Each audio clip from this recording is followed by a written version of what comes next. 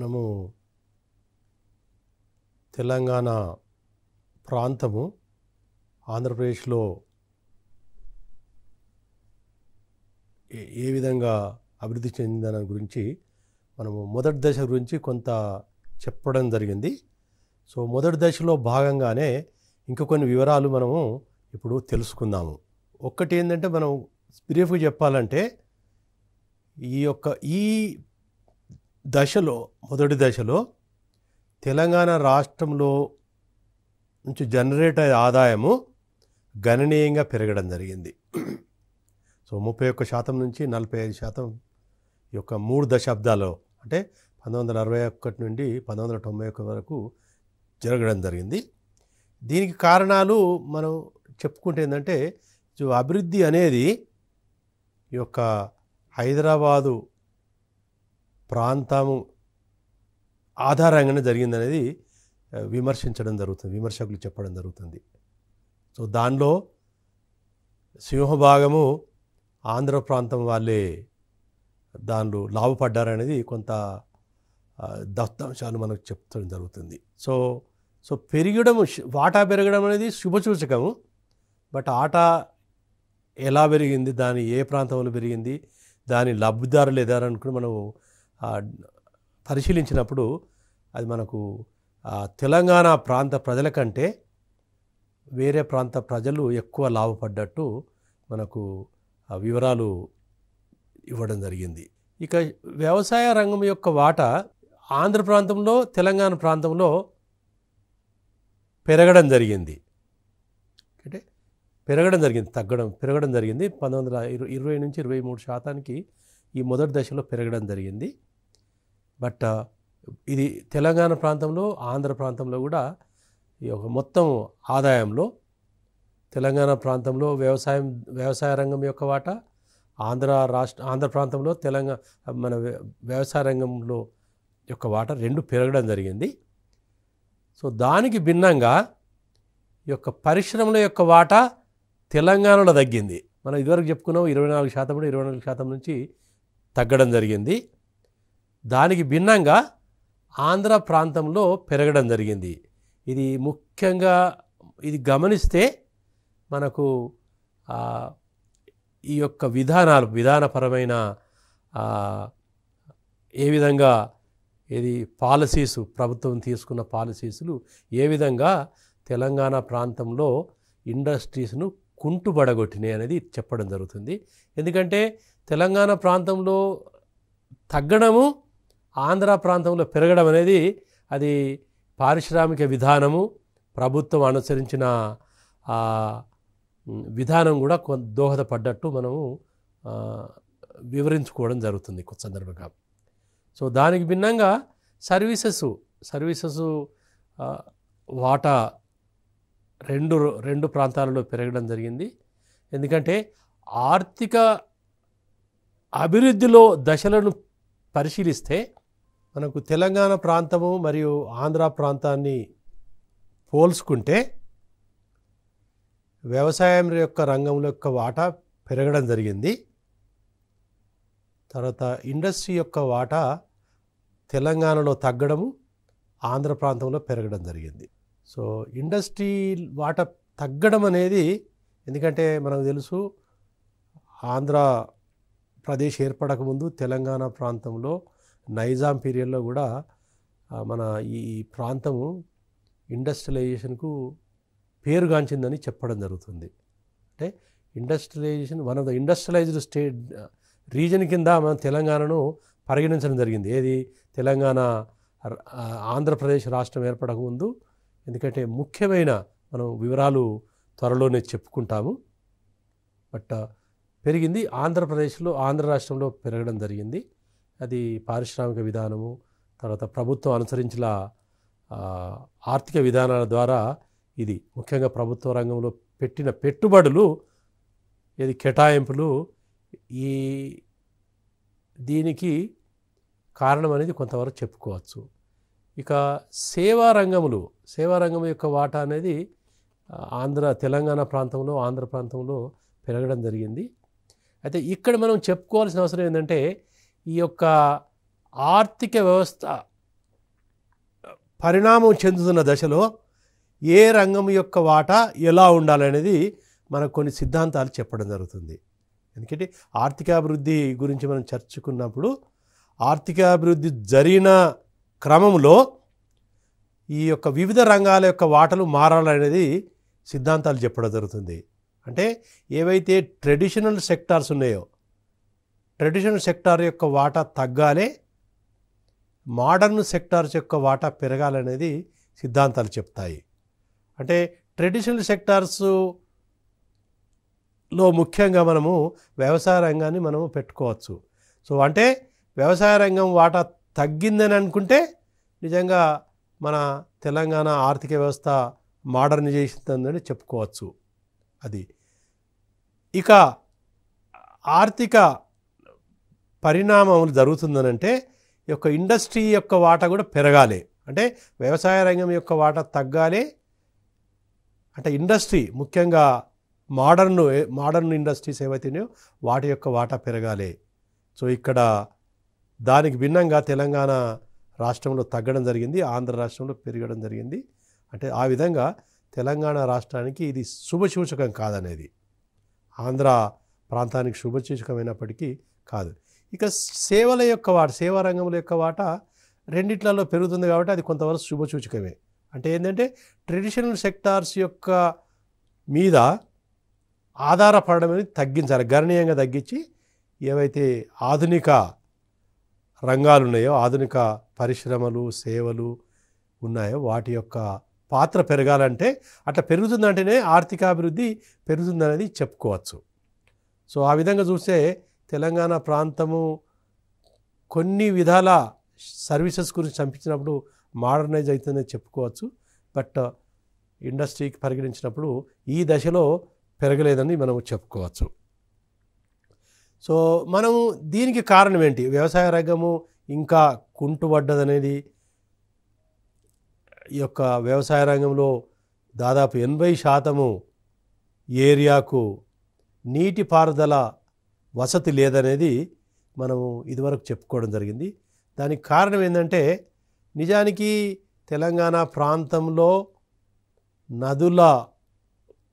ముఖ్యమైన నదులు చాలా ఉన్నాయి, వాగులు వంతెలు చెరువులు ఈ రివర్సు ఎక్కువగా ఉన్నాయి.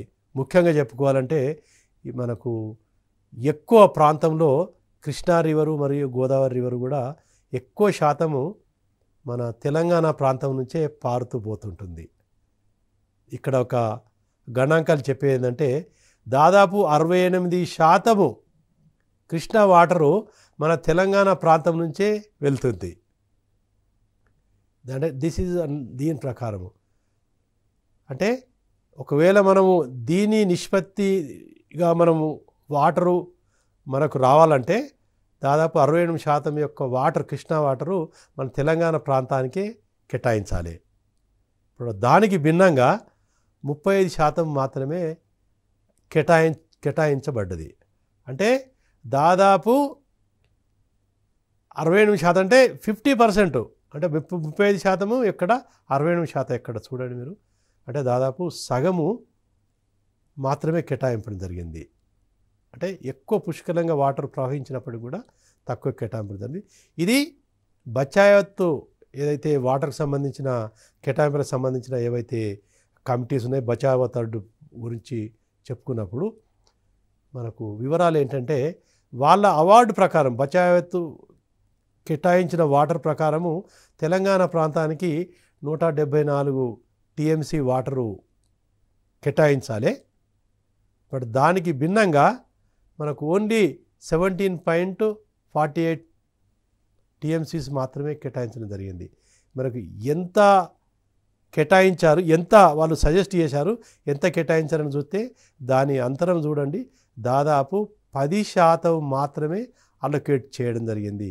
174 టీఎంసీల వాటర్ను మనం సజెస్ట్ చేస్తే కేటాయించింది ఓన్లీ 17, అంటే ఓన్లీ 10% మాత్రమే కేటాయించడం జరిగింది.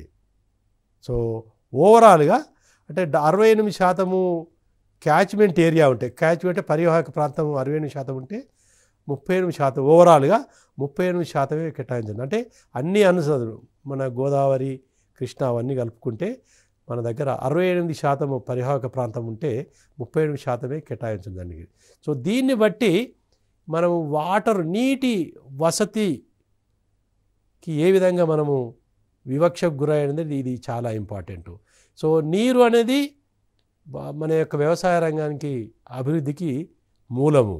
సో వ్యవసాయ రంగంలో ఒడిదుడుకులు కారణం ఏంటంటే నీటి సరఫరా వ్యవస్థ సక్రమంగా లేకపోవడము, అతివృష్టి అనావృష్టి వలన మనకు పంటలు నష్టపోవడం జరుగుతుందంటే, ఎందుకంటే అది వాటరు. సో ఒకవేళ ఈ వాటర్ని కనుక మనం సరిగా కేటాయించి వాటిని ఉపయోగించుకుంటే చాలా వరకు మనం ఈ యొక్క ఒడిదుడుకులను నివారించడానికి అవకాశం ఉండేది. సో అవకాశం లేకుండా ఈ యొక్క పీరియడ్లో మనకు జరిగింది కాబట్టి మన ఆర్థిక వ్యవస్థ కుంటుపడడానికి ముఖ్య కారణం ఏంటంటే వ్యవసాయ రంగం కుంటుపడము. ఎందుకంటే వ్యవసాయ రంగం అనేది ఆర్థిక వ్యవస్థకు మూలం కాబట్టి అది కుంటడం వలన ఓవరాల్గా ఓకే ఇది. సో ఇంతవరకు వ్యవసాయ రంగం నుంచి మనం కొంత చెప్పుకోవడం జరిగి, ఇక రెండవ రంగం ఏదైతే ఉందో ఈ యొక్క పారిశ్రామిక రంగము, ఈ యొక్క 1950 అంటే మొదటి దశలో ఈ యొక్క ఇండస్ట్రీస్ పరిశ్రమల యొక్క పరిస్థితి ఎలా ఉండే అంటే ఈ యొక్క తెలంగాణ ఎడ్యుకేషన్ రాకముందు. ఓకే సో మనం ఇదివరకు ఆల్రెడీ చెప్పుకున్నట్టు ఏంటంటే ఈ యొక్క తెలంగాణ ప్రాంతంలో తెలంగాణ రాష్ట్రం ఏర్పడే సమయానికి ఈ యొక్క తెలంగాణ ప్రాంతంలో పారిశ్రామిక అభివృద్ధి పెద్ద మొత్తంలో ఉండే, సహజనర ఆధారాలుగా డెవలప్ అయ్యే పరిశ్రమలు ఉండే. అంటే కొంత ఆగ్రో బేస్డ్, కొన్ని సహజ వనరులు ముఖ్యంగా కోలు, వుడ్డు, ఈ యొక్క ఐరన్ ఓరు, ఈ బేస్డ్ పరిశ్రమలు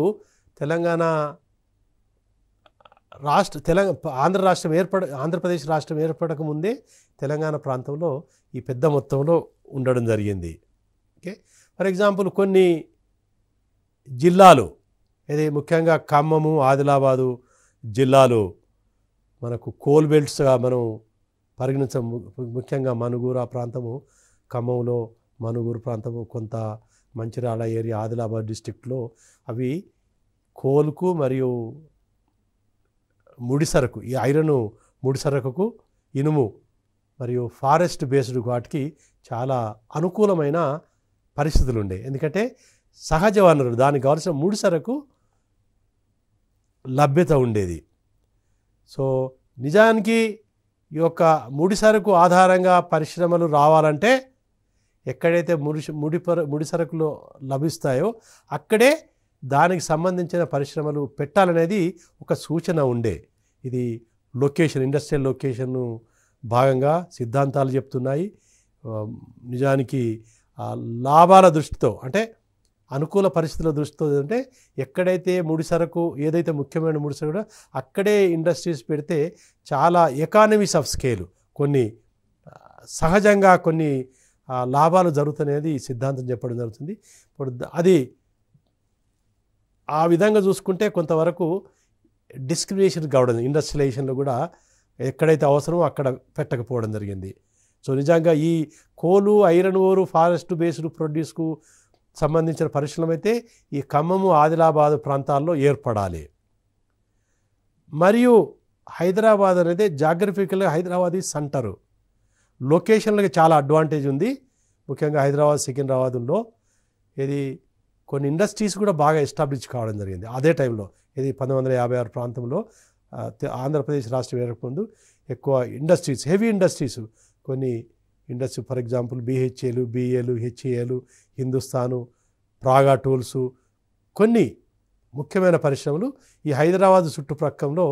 ఎందుకంటే హైదరాబాదు అన్నిటికీ రవాణా సౌకర్యం దృష్ట్యా, జాగ్రఫికల్ దృష్ట్యా, కొంత సెంట్రల్గా లొకేషన్ల దృష్ట్యా ఇవన్నీ అడ్వాంటేజ్ ఉండడం వలన చాలా పరిశ్రమలు, హెవీ ఇండస్ట్రీస్, చిన్న చిన్నవి కాకుండా హెవీ ఇండస్ట్రీస్ కూడా ఇక్కడ లోకల్గా లొకేషనల్గా ఎస్టాబ్లిష్ చేయడం.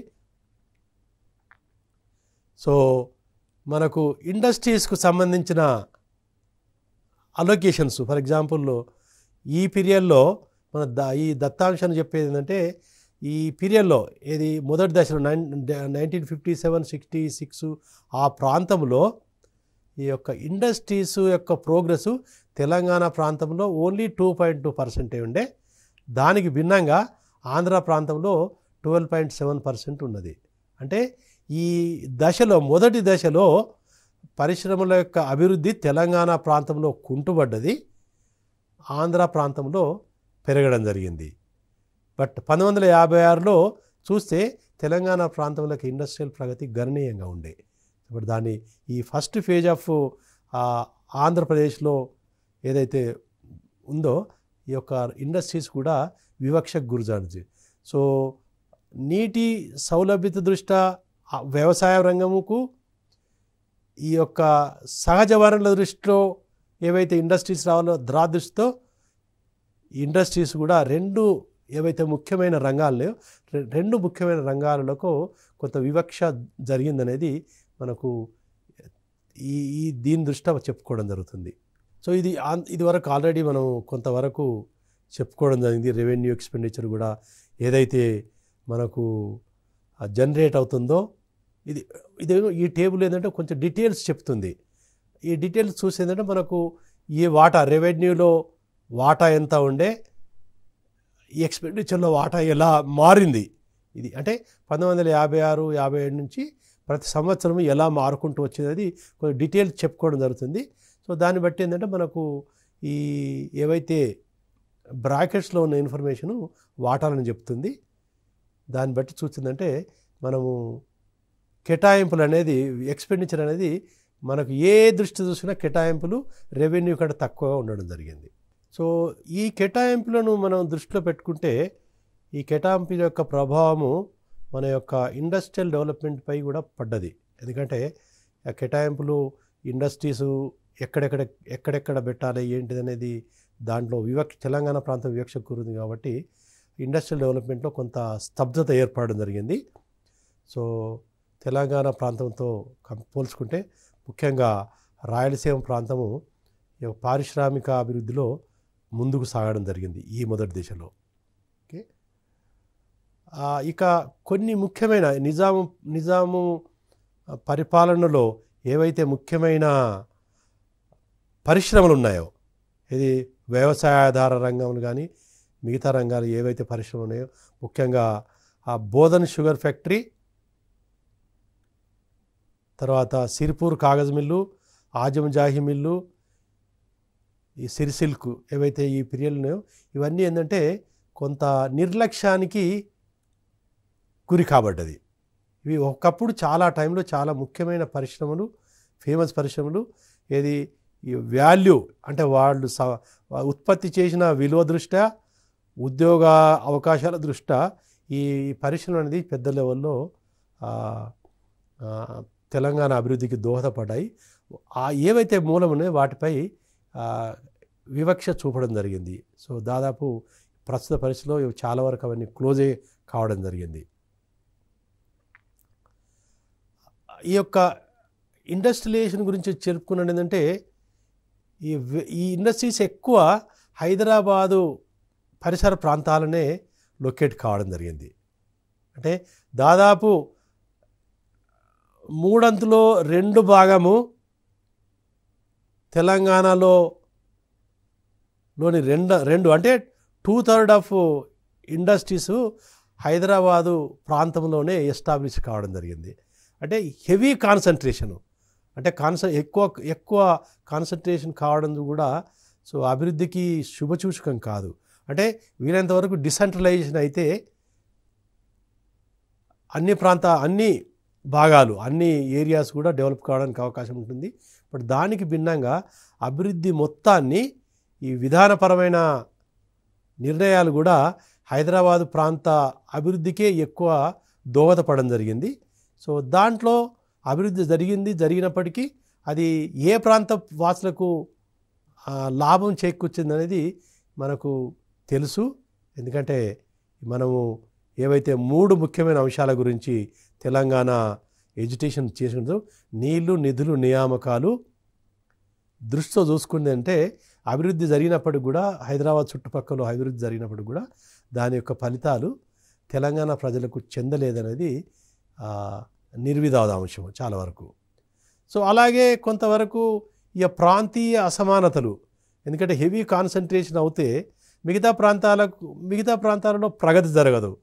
అంటే మొత్తం అన్ని man power and money power అంతా హైదరాబాద్ చుట్టుపక్కలనే కేటాయిస్తే మిగతా ప్రాంతాలలో అభివృద్ధి జరగదు. అది మనకు రీజనల్ ఇంబ్యాలెన్స్కు దారితీయడం జరిగింది.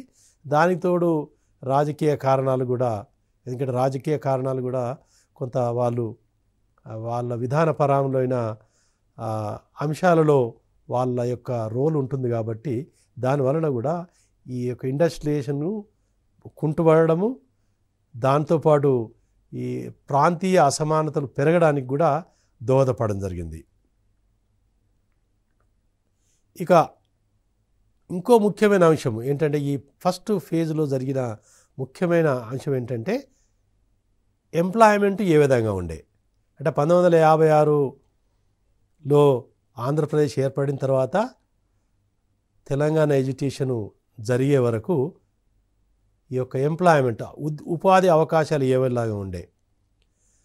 ఈ పీరియడ్లో ఎక్కువ ఉపాధి అవకాశాలు అనేది ఈ యొక్క తెలంగాణేతరులకే చెందినవి అనేది కొన్ని గణాంకాలు చెప్పడం జరుగుతుంది. అంటే ఇది కూడా తెలంగాణ 1969 ఎడ్యుకేషన్కు ముఖ్యమైన కారణం ఏంటంటే, సో ఉపాధి అవకాశాలన్నీ తెలంగాణ ప్రాంత ప్రజలకు కాక బయట వారికి చెందుతున్నాయనేది కొంత జరిగింది. అది కూడా వివిధ కమిటీలు కూడా ఇదే విషయాన్ని రిపీటెడ్గా చెప్పడం జరిగింది. సో తెలంగాణ యూత్కు డిస్క్రిమినేటెడ్ ఎంప్లాయ్మెంట్లో ఎక్కువ వరకు ఈ డిస్క్రిమినేషన్ కావాలి. తెలంగాణ యూత్ నెగ్లెక్ట్ చేయడము, సో నెగ్లెక్ట్ చేయడం వలన ఎంప్లాయ్మెంట్ రాకపోవడం వలన ఎంప్లాయ్మెంట్కు సంబంధించిన అంశాలు ఏవైతే ఉంటాయో, ఎందుకంటే ఎంప్లాయ్మెంట్ ఆపర్చునిటీస్ ఎక్కువగా ఉన్నాయనుకోండి, విద్యాపరంగా, తర్వాత ఆరోగ్యపరంగా కొన్ని డెవలప్మెంట్ జరిగేటి. సో కాబట్టి ఉపాధి అవకాశాలు లేవు కాబట్టి దాని యొక్క ప్రభావము విద్యా వ్యవస్థపై, ఈ యొక్క మానవ వనరుల అభివృద్ధిపై కూడా నెగిటివ్ ప్రభావం చూపిందనేది చెప్పుకోవచ్చు. సో ఒక అంచనా మనకు తెలుసు, ఈ యొక్క తెలంగాణ రాష్ట్రము ఏర్పడడానికి ముందు ఈ యొక్క కేంద్ర ప్రభుత్వం శ్రీకృష్ణ కమిటీని ఏర్పాటు చేయడం జరిగింది. శ్రీకృష్ణ కమిటీ కూలంకషంగా ఆంధ్ర ప్రాంతంలో, తెలంగాణ ప్రాంతంలో యొక్క పరిస్థితులు, ఈ తెలంగాణ ప్రాంతం వివక్ష జరిగిందా, జరిగితే ఏ రంగాలు జరిగింది, ఎంతవరకు జరిగింది, అది గణాంకాలతో పాటు డీటెయిల్గా ఇవ్వడం జరిగింది.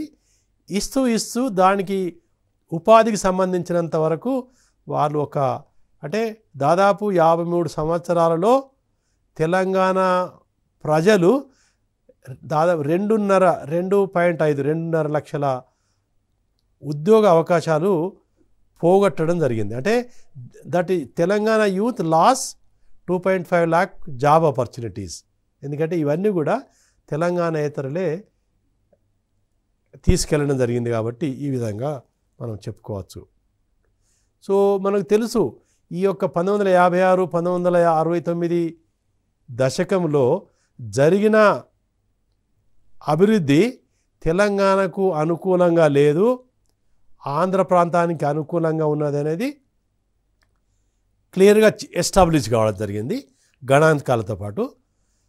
అదే తెలంగాణ ఎడ్యుకేషన్కు ముఖ్యమైన దోహదం చేసిందనేది చెప్తుంది. వీటన్నిటినీ దృష్టిలో పెట్టుకొని, ఎందుకంటే ఒక విధానపరమైన నిర్ణయాలు తీసుకోవాలనుకుంటే తెలంగాణ ప్రాంతానికి నిర్లక్ష్యం కాబడనేది వాస్తవం. బట్ అది ఏ రంగంలో ఏ విధంగా ఎంత మేరకు చేయాలంటే కొంత మనకు నిర్ధారణ కావాల్సి ఉంటుంది. నిర్ధారణ అంటే ఏదో మనము అనంత మాత్రాన అది జరిగిందా లేదా, జరిగితే ఎంతవరకు జరిగిందంటే మనకు కొంత క్షుణ్ణమైన అధ్యయనం జరగాలి. అప్పుడే మనము గణాంకాలతో పాటు చెప్తే దానికి సంబంధించిన విధానపరమైన నిర్ణయాలు తీసుకోవడానికి అవకాశం ఉంటుంది. దానికి సంబంధించిన అంశాలనే దృష్టిలో పెట్టుకొని మన వివిధ కమిటీలు, వివిధ కమిషన్లు చాలా పెద్ద మొత్తంలో జరిగినాయి. ఒక డీటెయిల్స్ ఒక్కొక్క కమిటీ ఇంకా ఫర్దర్ డీటెయిల్స్ కూడా బాగా చేయడం జరిగింది. ఎందుకంటే ఈ కమిటీస్, కమిషన్స్, డీటెయిల్స్ అవన్నీ కూడా మనం వివిధ వేరే సందర్భంగా పేర్కొనడం జరుగుతుంది. వేరే పేపర్లలో కూడా మీరు చెప్పుకోవచ్చు. బట్ దానిలో ముఖ్యంగా ఏంటంటే ఈ నీళ్లు, నిధులు, నియామకాలకు సంబంధించినంత వరకు ఈ యొక్క కమిటీస్ మనకు తెలుసు. బచావత్ అవార్డు, బచావత్ సంబంధించిందంటే నీళ్లకు సంబంధించిన అంశాలను బచావత్ అవార్డు డీటెయిల్డ్గా చెప్పడం జరిగింది. అవి ఇప్పటికి కూడా ఇంకా తెగడం లేదు. నీటి సమస్య అంటే ఆల్మోస్ట్ ఈ రెగ్యులర్ బేసిస్లో వాటి మీద భిన్నాభిప్రాయాలు, ఆంధ్ర ప్రాంతము, తెలంగాణ ప్రాంతము వాళ్ళ యొక్క భిన్నాభిప్రాయాలు చెప్పడం జరుగుతుంది. అది ఇంకా కొనసాగుతున్నది. దానికి ఈ బచావత్ అవార్డు అనేది కొంత ప్రామాణికంగా తీసుకొని కొంత కేటాయింపులలో అవకతవకలు లేకపోతే హెచ్చు తగ్గులు ఎట్లా ఉన్నాయది ఇప్పటికీ కూడా ఉంటుంది. సో కాబట్టి నీటికి సంబంధించిన నీళ్ళకు సంబంధించిన వరకు ఇప్పటికీ కూడా ఆ సమస్య ఇంకా కంటిన్యూ అవుతున్నది. కొంతవరకు పరిష్కారం జరిగినప్పటికీ కూడా దానికి పూర్తిగా పరిష్కారం జరగలేదు. జరుగుతుందనేది కూడా మనము నియర్ ఫ్యూచర్ జరుగుతుందనేది కూడా మనము ఖచ్చితంగా చెప్పలేము. సో ఇది ఒకటి సంబంధించింది. ఇంకోటి ఏంటంటే ఉద్యోగాలకు సంబంధించింది. ఎందుకంటే 1969 ఎడ్యుకేషన్ అనేది ముఖ్యంగా ఈ యొక్క ఉద్యోగాలకు సంబంధించినది. ఎందుకంటే ఉద్యోగాలు ఏవైతే జనరేట్ అయినాయో ఈ పీరియడ్లో ఎక్కువ మొత్తంలో తెలంగాణ ఇతరులకే చెందడం జరిగింది. కాబట్టి తెలంగాణ ప్రాంత యూత్ ఉద్యోగ వర్గాలు కోపెట్టిందండి. దానికి సందర్భంగా సెంట్రల్ గవర్నమెంట్ రకరకాల నిర్ణయాలు తీసుకోవడం జరిగింది. దాని సందర్భంగానే రకరకాల జీవోలు కేటాయింపులు అవన్నీ జరిగింది. దానిలో సో కమిటీ ఏంటంటే ముఖ్యంగా 610 జీవో అనేది అది చాలా ఇంపార్టెంట్ అంశం. దాని గురించి డీటెయిల్స్గా వేరే సందర్భంగా చెప్పుకుంటాము. సో గిరిగిలాని కమిటీ నిజంగా ఇంప్లిమెంటేషన్ జీవో ప్రకారం ఉద్యోగ అవకాశాలకు తెలంగాణ ప్రాంతం జరిగిందా, ఎంతవరకు జరిగినది గిరిగిలాని కమిటీ డీటెయిల్డ్ రిపోర్ట్స్ ఇచ్చడం జరిగింది. అది దానికి సంబంధించిన కమిటీ. సో నీళ్ళకు సంబంధించింది బచావత్ అవార్డు సంబంధించింది. ఈ యొక్క నియామకాలకు సంబంధించి గిరిగిలాని బేసిక్స్ ఇంకా దీనిలో ఇంకా ఫర్దర్ డీటెయిల్స్ కొన్ని ఉన్నాయి కానీ బట్ బేసిక్గా ఇవన్నీ చెప్పుకోవాల్సింది. ఇక నిధులకు సంబంధించింది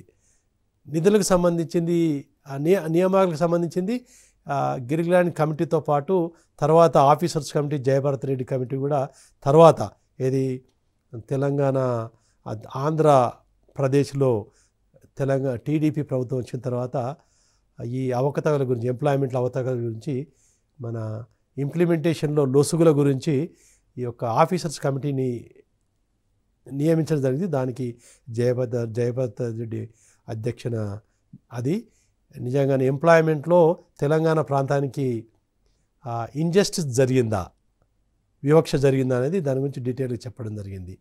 సో కాబట్టి నీళ్ళకు సంబంధించింది, నియామకాలకు సంబంధించింది, ఇక నిధులకు సంబంధించింది చాలా లలిత భార్గవ కమిటీ, కుమార లలిత కమిటీ, ఇవన్నీ మిగతా కమిటీలు ఈ యొక్క తెలంగాణ ప్రాంతంలో రెవెన్యూ ఎంత జనరేట్ అయింది, ఎంత కేటాయింపులు జరిగింది, రెవెన్యూ సర్ప్లస్ ఎంత జనరేట్ అయింది, ఈ సర్ప్లస్ను